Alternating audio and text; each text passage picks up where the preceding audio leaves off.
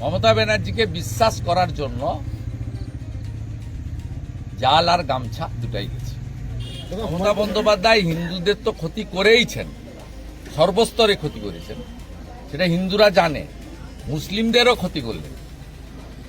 5 মাস আগে ভারতবর্ষের সব রাজ্যে ভারত সরকারের ওয়াকফেট উম্মিদ পোর্টালে তাদের যে প্রপার্টি রয়েছে, মুসলিম প্রপার্টি বা ইসলামিক প্রপার্টি, তাদেরকে আপলোড করার কথা বলা হয়েছে 46টা ডকুমেন্ট সহ।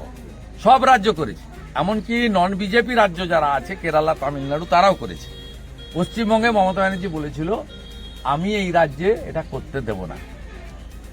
তাই পশ্চিমবঙ্গে পরে ঠেলায় পড়ে 27 নভেম্বর নোটিফিকেশন করে বলেছে 5ই ডিসেম্বরের মধ্যে করতে হবে।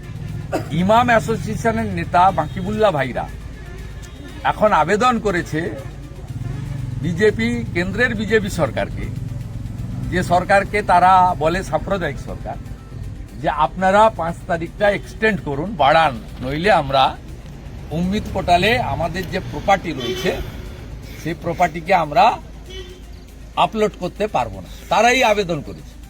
আবেদনের কপি আমি নিজে আজকে দেখেছি, পেয়েছি। স্বাভাবিকভাবে আজকে পশ্চিমবাংলায় মুসলিম সংগঠন বা মুসলিম প্রপার্টির যারা দায়িত্বে আছেন, তারা বিজেপি পরিচালিত নরেন্দ্র মোদীজির সরকারের দ্বারস্থ হচ্ছেন। আর মমতা বন্দ্যোপাধ্যায় তাদেরকে ঠকিয়েছেন।